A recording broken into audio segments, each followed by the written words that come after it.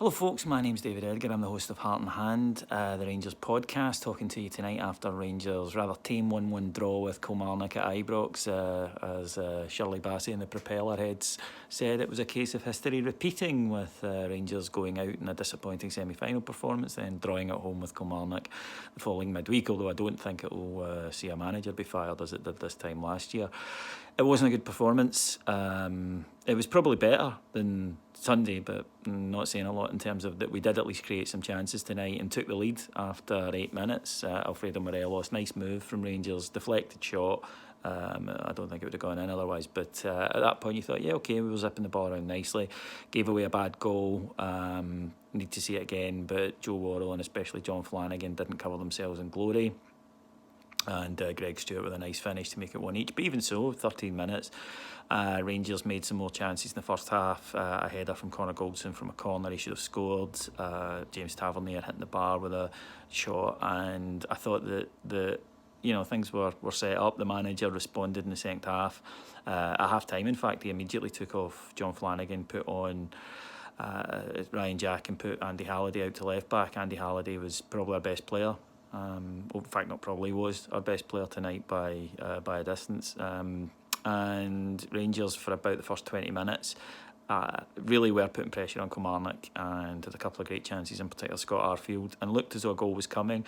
But then, the last 20 minutes, Rangers allowed Kilmarnock to completely interrupt that and fell for their gamesmanship. And I'm not criticising Kilmarnock here for doing exactly what all teams do in that situation.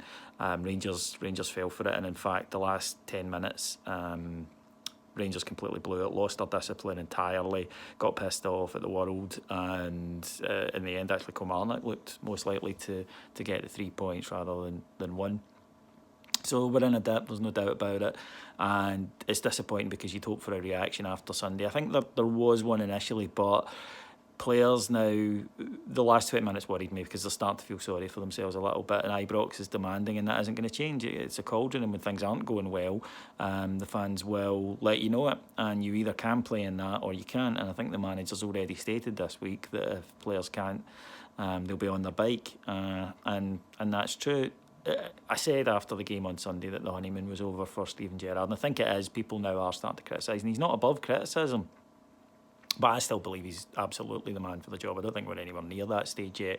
I think it's going to take a couple of years to fashion the side into something that he wants, and unfortunately it means that nights like this won't be the last one, but we don't have any wiggle room in terms of dropping points, and yet we continue to drop points.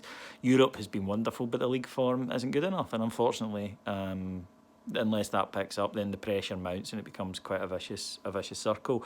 So he looked absolutely gutted. I saw his post-match interview, and he looked very unhappy with it. But we need to see those reactions on the park, and when they're not happening, and teams seem to have figured this out.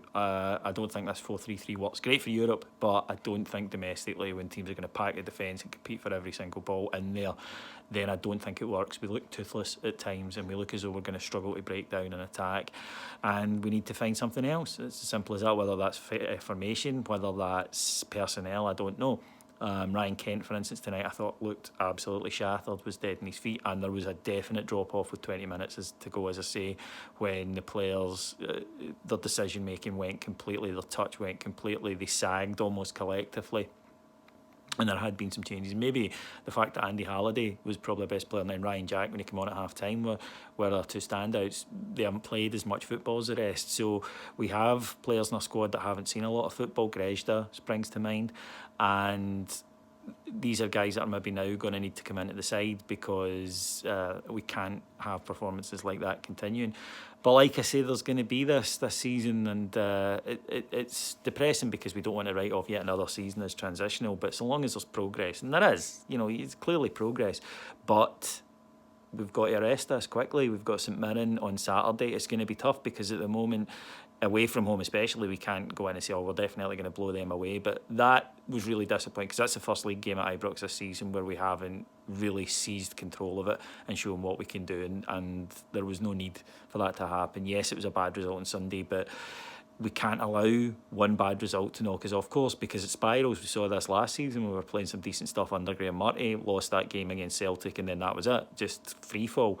So the manager has to be careful, has to arrest this, because it's in the mind of us. You know, it's so close to it, and supporters, and we see this and go, oh, because we've been there before. Yes, it was a different manager, a different team, and it's not his fault, but we can't help it. It's what we watched. So disappointing, not the end of the world, but we certainly have to pick things up starting at Paisley on Sunday. Thank you very much for listening to me.